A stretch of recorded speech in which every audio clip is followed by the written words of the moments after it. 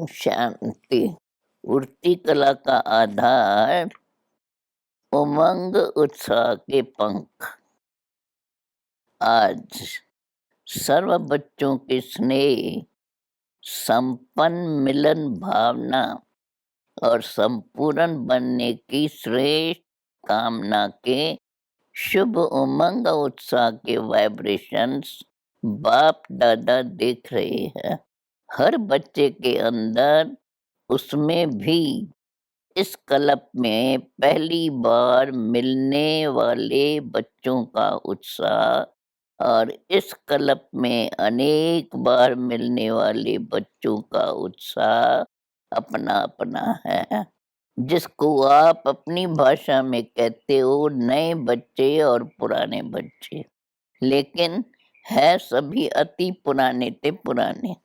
क्योंकि पुरानी पहचान बाप की तरफ, ब्राह्मण परिवार के तरफ आकर्षित कर यहाँ लाई है।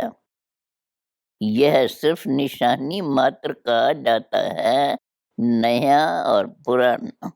तो नए बच्चों का उमंग उत्साह यही है कि थोड़े समय में बहुत आगे उड़ते हुए बाप समान बन करके दिखाएं। पुराने बच्चों का यही श्रेष्ठ संकल्प है कि जो बाप दादा से पालना मिली है, खजाना मिला है, उसका रिटर्न बाप के आगे सदा रखते रहें। उड़ती कला के पंख ज्ञान योग तो है ही, लेकिन प्रत्यक्ष स्वरूप में सारी दिनचर्या में, हर समय, हर कर्म में, हर दिन नया उमंग उत्साह स्वतः ही उत्पन्न होता है। जहाँ उमंग उत्साह है, वही उड़ती कला का आधार है। कैसा भी कार्य हो, चाहे सफाई करने का हो, चाहे बर्तन मांजने का हो, साधारण कर्म हो, लेकिन उसमें भी उमंग उत्साह नेचुरल और निरंतर होगा। ऐसे नहीं कि जब ज्ञान की पढ़ाई कर और करा रहे हैं, याद में बैठे हैं, उमंग उत्साह भी साधारण हो जाए। यह उड़ती कला की निशानी नहीं। उड़ती कला वाले श्रेष्ठ आत्मा के उमंग उत्साह के पंख सदा ही उड़ते रहेंगे। बाप दादा सभी बच्चों के उमंग उत्साह को देख रहे हैं। पंख तो सभी के हैं, लेकिन कभी कभी उमंग उत्साह में उड़ते उड़ते थक जाते हैं। कोई छोटा बड़ा कारण बनता है, अर्थात रुकावट आती है। कभी तो प्यार से पार कर लेते हैं, लेकिन कभी घबरा जाते हैं, जिसको आप लोग कहते हैं कंफ्यूज हो जाते हैं। इसलिए सहज पार नहीं करने के कारण थक जाते हैं, लेकिन थोड़ा थोड़ा थकते हैं, फिर भी लक्ष्य श्रेष्ठ है, मंजिल अति प्यारी लगती है, इसलिए उड़ने लग जाते हैं। श्रेष्ठ लक्षण और प्यारी मंजिल और बाप के प्यार का अनुभव थकावट से नीचे की स्थिति में ठहरने नहीं देता है, इसलिए फिर से उड़ने लग जाते हैं। तो बाप दादा बच्चों का यह खेल देखते रहते हैं, फिर भी बाप का प्यार रुकने नहीं देता और प्यार में मेजॉरिटी पास है, इसलिए रुकावट कितना भी रोकने की कोशिश करे और करते हैं, कभी कभी सोचते हैं कि बड़ा मुश्किल है, इससे तो जैसे थे वैसे बन जाते, लेकिन चाहते भी पास्ट लाइफ में जानने का मजा नहीं आता। क्योंकि पहले तो इस परमात्म प्यार और देहधारियों का प्यार दोनों का अंतर सामने है। तो उड़ते-उड़ते जब ठहरती कला में आ जाते हैं, तो 2 रास्तों के बीच में होते हैं और सोचते हैं इधर जाएँ व उधर जाएँ, कहाँ जाएँ? लेकिन परमात्म प्यार का अनुभव कन्फ्यूज़ को सुरजीत कर देता है और उमंग उत्साह के पंख मिल जाते हैं। इसलिए सोचते भी है, फिर ठहरती कला से उड़ती कला में उड़ जाते हैं। बातें बहुत छोटी होती है, लेकिन उस समय कमज़ोर होने के कारण बड़े, जैसे शरीर की कमज़ोरी वाले को एक पानी का ग्लास उठाना भी मुश्किल लगता है और जो हिम्मत वाला है, उसको 2 बाल्टी उठाना भी खेल लगता है। ऐसे ही छोटी-सी बात बड़ी अनुभव करने लगते हैं, तो उमंग उत्साह के पंख सदा उड़ाते रहते हैं। वो अमृत वेले अपने सामने सारा दिन किस स्मृति में उमंग उत्साह में रहे, वो वैरायटी उमंग उत्साह की पॉइंट्स इमर्ज करो। सिर्फ एक पॉइंट कि मैं ज्योति बिंदु हूँ, बाप भी ज्योति बिंदु है, घर जाना है, फिर राज में आना है। यह एक ही बात कभी-कभी बच्चों को बोर कर देती है। फिर सोचते हैं कुछ नया चाहिए, लेकिन हर दिन की मुरली में उमंग उत्साह के भिन्न-भिन्न पॉइंट्स होती है। वो उमंग उत्साह की विशेष पॉइंट अपने पास नोट करो। जब बुद्धि में इमर्ज न हो, तो डायरी से इमर्ज करो और वैरायटी पॉइंट्स हर रोज नया उमंग उत्साह बढ़ाएंगी। मनुष्य आत्मा का यह नेचर है कि वैरायटी पसंद आती जाएंगी, लेकिन बिंदु बाप भी है, बिंदु आप भी हो। संगम युग पर हीरो पाटधारी भी हो, ज़ीरो के साथ हीरो भी हो, सिर्फ ज़ीरो नहीं हो। संगम युग पर हीरो होने के कारण सारे दिन में वैरायटी पार्ट बजाते हो। मुझ ज़ीरो का सारे क्लब में क्या-क्या पार्ट रहा है और इस समय क्या हीरो पार्ट है? याद में भी वैरायटी रूप से कभी बीज रूप स्थिति में रहो, कभी फरिश्ता रूप में, कभी रूह रेहान की रूप में रहो, कभी बाप के मिले हुए खजानों के एक-एक रतन को सामने लाओ। जिस समय जो रुचि हो उस रीति से याद करो। जिस समय जिस संबंध से बाप का मिलन, बाप का स्नेह चाहो, उस सर्व संबंध से अपना बनाया। सिर्फ एक संबंध तो नहीं है, वैरायटी है, लेकिन एक बाप ध्यान में रखने हैं कि सिवाय बाप के प्राप्तियों के व सिवाय बाप के खजानों के और कोई याद न आवे। वैरायटी प्राप्ति है, वैरायटी खजाने हैं, वैरायटी संबंध है, वैरायटी खुशी की बातें हैं, उमंग उत्साह की बातें हैं। उसी विधि से यूज़ करो। बाप और आप, यही सेफ्टी की लकीर है। इस स्मृति की लकीर से बाहर नहीं आओ। बस यह लकीर परमात्म छत्र छाया है। जब तक इस छत्र छाया की लकीर के अंदर है, तब तक कोई माया की हिम्मत नहीं, फिर मेहनत क्या होती, रुकावट क्या होती, विघ्न क्या होता। इन शब्दों से अविद्या हो जाएंगी। जैसे आदि स्थापना के समय जब सत्य की आत्माएं प्रवेश होती थी, तो उन आत्माओं को विकार क्या होता है, दुख क्या होता है, माया क्या होती है, इन शब्दों की अविद्या रहती थी। बच्चों को यह अनुभव है ना, पुराने तो इन बातों को जानते हैं। ऐसे जो बाप और आप इस स्मृति की लकीर के छत्र छाया में है, उनको इन बातों की अविद्या हो जाती है।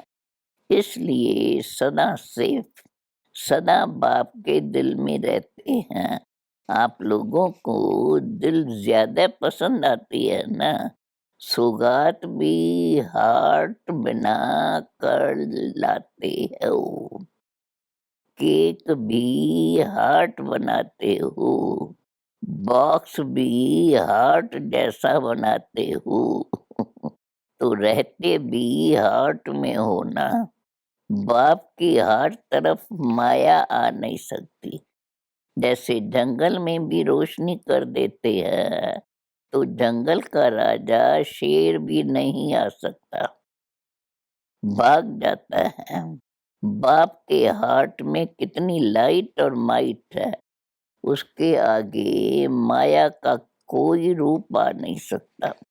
तो मेहनत से सेफ हो गए ना, जन्म भी सहज हुआ। मेहनत लगी क्या जन्म लेने में, बाप का परिचय मिला, पहचाना और सेकंड में अनुभव किया, बाप मेरा, मैं बाप का। जन्म सहज हुआ, भटकना नहीं पड़ा। आपके देश रूपी घर में बाबा ने बच्चों को निमित्त बनाकर भेजा। डंडोरा व भटकना तो नहीं पड़ा, घर बैठे बाप मिलाना। यह तो अभी प्यार से भारत में आते हो मिलने, लेकिन परिचय तो वहाँ ही मिला, जन्म तो वहाँ ही मिला ना। जन्म अति सहज हुआ तो पालना भी अति सहज है। सिर्फ अनुभव करो और जाएंगे भी सहज ही। बाप के साथ साथ जाना है ना, यहाँ बीच में धर्मराजपुरी में रुकना है। सभी साथ चलने वाले हो ना, सभी का यह दृढ़ संकल्प है कि साथ है और साथ चलेंगे और आगे भी ब्रह्मा बाप के साथ राज में व पाठ में आएंगे। पक्का संकल्प है ना। चलते चलते थक जाएंगे तो रुक जाएंगे, फिर क्या करेंगे, क्योंकि बाप तो उस समय रुकेंगे नहीं, अभी रुक रहे हैं, अभी समय दिया है, उस समय नहीं रुकेंगे, उस समय तो सेकंड में उड़ेंगे। अभी नए नए बच्चों के लिए लेट हुआ है, लेकिन टू लेट का बोर्ड नहीं लगा है। अभी तो नई दुनिया आने के लिए नए नए बच्चों के लिए रुके हुए है कि यह भी लास्ट सो फर्स्ट और फर्स्ट नंबर तक पहुंच जाए। सभी साथ जाने के लिए तैयार हो ना। जो इस क्लब में पहली बार आए हैं, बाप दादा मुबारक देते हैं। छोटे छोटे बच्चों पर बड़ों का प्यार होता है, तो बाप का और बड़े भाई बहनों का आप लोगों से विशेष प्यार है। लाडले हो गए ना, नए बच्चे लाडले हैं, चाहे नए हो या पुराने हो, सभी के लिए फास्ट गति फर्स्ट आने की है।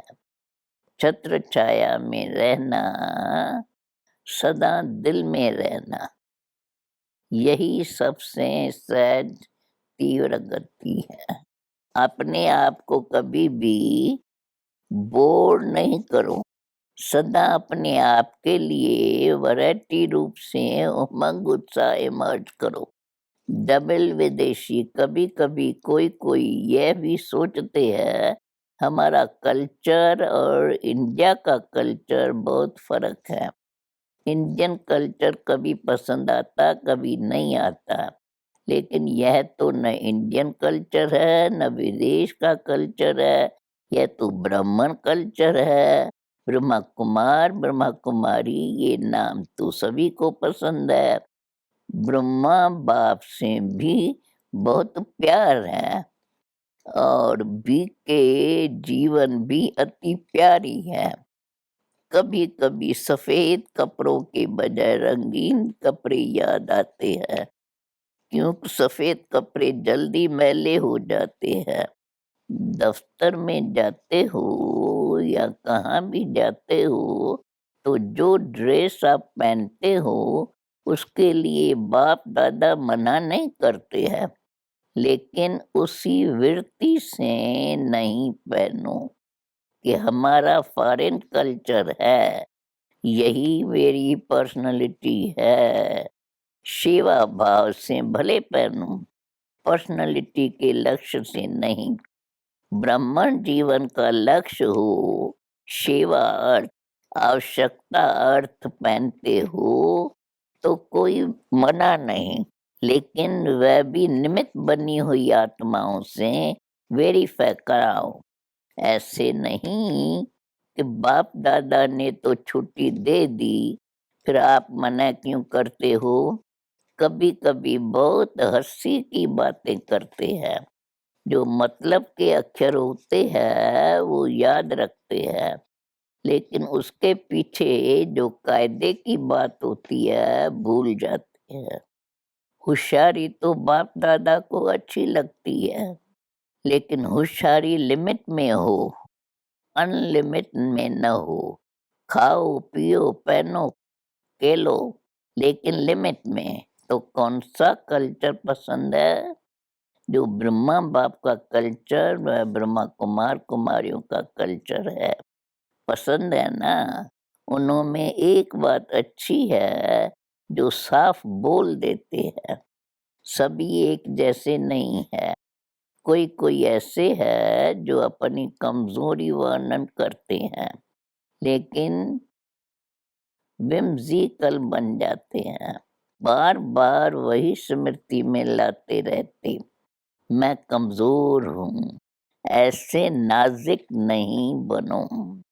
विशेषताओं को भूल जाएँगे, कमज़ोरी को ही सोचते रहेंगे, यह नहीं करना।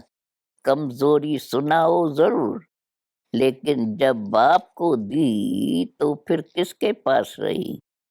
बाप को दे दिया ना। बाप दादा को पत्र लिख कमजोरियां दे देते हो, पत्र लिख बाप दादा की में रख देते हो, तो फिर सोचते हो जवाब तो मिला नहीं। बाप दादा ऐसे जवाब नहीं देते। जो कमी आपने दे दी तो बाप दादा उसी जगह पर आपको शक्ति, खुशी, उमंग उत्साह भर देता है। तो जो बाप दादा देता है वह लेते नहीं है, सिर्फ सोचते हैं कि जवाब तो मिला नहीं, जो बाप दिया उसको लेने का प्रयत्न करो, जवाब का इंतजार नहीं करो, शक्ति खुशी लेते जाओ, फिर देखो कितना अच्छा उमंग उत्साह रहता है। जिस घड़ी अपनी कमजोरी लिखते हो व निमित्त बनी हुई आत्माओं को सुनाते हो, तो दे दे माना खत्म, अभी मिल क्या रहा है वो तो सोचो। बाप दादा के पास एक एक के कितने पत्र आते हैं, बाप दादा उत्तर नहीं देते, लेकिन जो आवश्यकताएं हैं, जो कमी है, उसको भरने का रिटर्न देता है। बाकी याद प्यार रोज देते ही है। कोई दिन ऐसा है जो याद प्यार न मिला हो। बाप दादा सभी को रोज 2-3 पेज का पत्र लिखते हैं।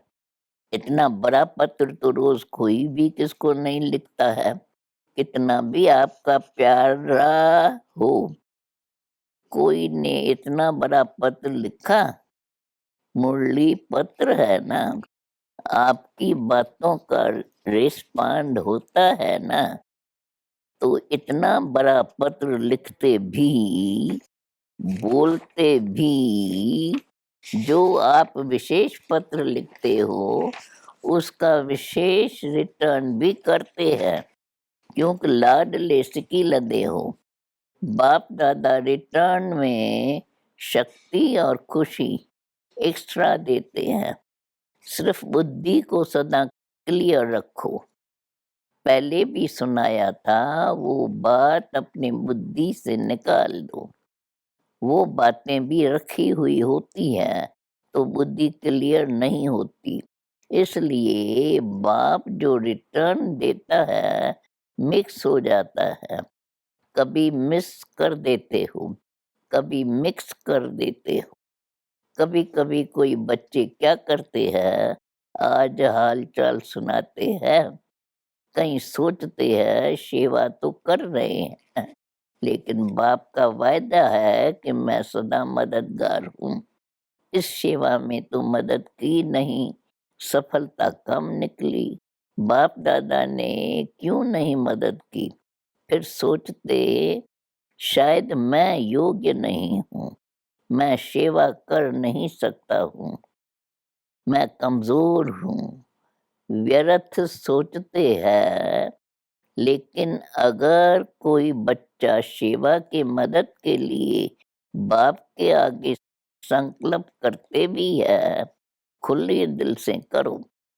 लेकिन इसका रिटर्न बाप दादा सेवा के समय विशेष मदद देते हैं। सिर्फ एक विधि अपनाओ, कैसे भी मुश्किल सेवा हो, बाप को सेवा भी बुद्धि से अर्पण कर दो। मैंने किया, सफलता नहीं हुई, मैं कहाँ से आया? बाप करण करवनहार की जिम्मेवारी भूल करके अपने ऊपर क्यों उठाई? ये रांग हो जाता है। बाप की सेवा बाप अवश्य करेगा। बाप को आगे रखो, अपने को आगे नहीं रखो। मैंने ये किया, ये मैं शब्द सफलता को दूर कर देता। समझा? अच्छा। चारों ओर के सदा उमंग उत्साह में उड़ने वाले तीव्र पुरुषार्थी आत्माओं को, सदा बाप के दिल में रहने वाली विशेष मणियों को, सदा बाप और आप स्मृति की छत्र छाया में रहने वाली, सदा ठहरती कला गिरती कला से पार उड़ती कला में आगे बढ़ने वाले, सदा अपने को वैरायटी पॉइंट्स से खुशी और नशे में आगे बढ़ाने वाले श्रेष्ठ आत्माओं को बाप दादा का याद प्यार और नमस्ते। वरदान। ब्राह्मण जीवन में अलौकिक मौजों का अनुभव करने वाले कर्मों की गुह्य गति की ज्ञाता भव। ब्राह्मण जीवन मौज की जीवन है, लेकिन मौज में रहने का अर्थ ये नहीं कि जो आया वो किया, मस्त रहा। यह अल्पकाल के सुख की मौज और अल्पकाल के संबंध संपर्क की मौज सदा काल के प्रसन्न चित स्थिति से भिन्न है। जो आया वो बोला, जो आया वो किया। हम तो मौज में रहते हैं, ऐसे अल्पकाल की मन मौजी नहीं बनो। सदा काल की रूहानी अलौकिक मौज में रहो। यही यथार्थ ब्राह्मण जीवन है। मौज के साथ कर्मों की गुह्य गति के ज्ञाता भी बनो। स्लोगन।